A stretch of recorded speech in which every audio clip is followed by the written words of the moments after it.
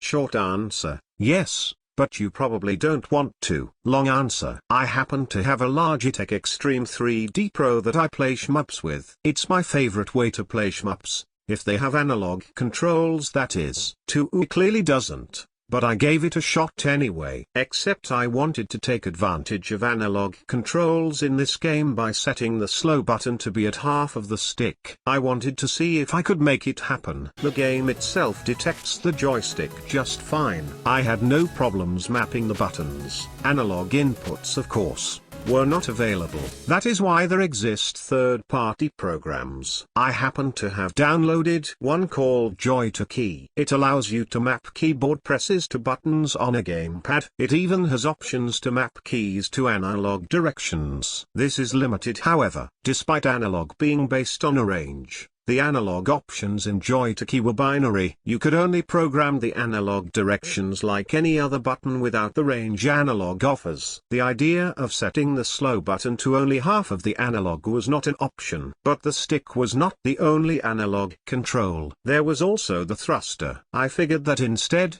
I could make the slow button an on and off switch. Instead of having to press and hold down the button, I could simply turn on the slow option. I set the option to have the slow activate when the thruster was down, and it worked. I no longer needed to hold down a button to slow down. I could now switch this option on or off. It does get some getting used to for those who hold down the button, but I figured it could work if I just practiced. But the idea of having this slow option on the stick was still in my mind. I wanted to see if there was another way. And there may have been. There is also the Logitech Profiler, which allows you to do the same thing as Joystick, except this has more options to set up the analog controls. Within the Profiler, there were options to set ranges for both the X and Y axis and refine them. I could actually program a range to detect how far the stick was being pushed and program the slow button below the halfway point. I ran the game, and to my disappointment, it didn't work as I had hoped.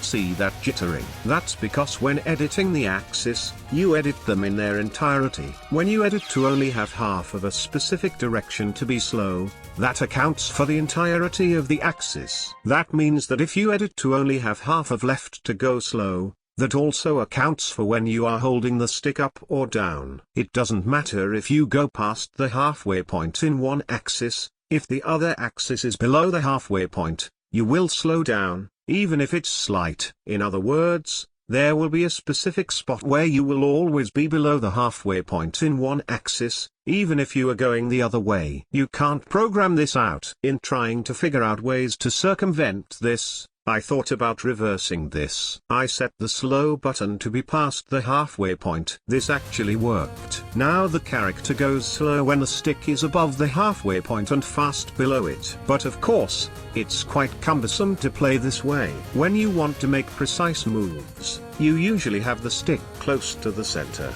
so a player may get confused and end up running into a bullet due to habit.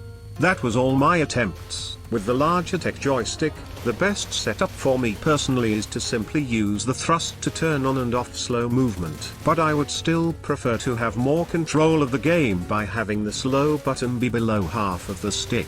So if you know of any other apps that could possibly aid in this, please let me know, and thank you for watching.